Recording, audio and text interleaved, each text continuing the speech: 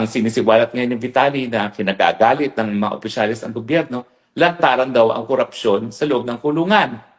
Nyek, bakit kayo manggagalit?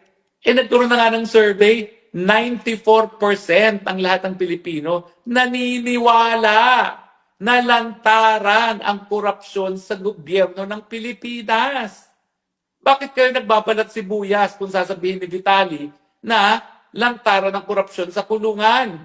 Kung sa labas nga ng kulungan, lantaran ng korupsyon, mas lalo na sa loob ng kulungan na ang mga nakakulong, ang kanilang buhay ay nakasalalay sa kanilang mga gwardya.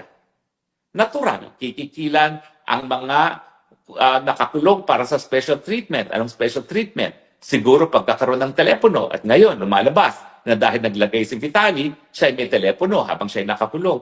Hindi na kami nagugulat. Di ba nga, si Laila de Lima, Secretary of Justice, nakikipagkaraoke pa sa mga nakakulong doon mismo sa loob ng Bilibid. Para silang merong bar doon, para silang mga hotel, binibisita pa ng kalihim ng Department of Justice.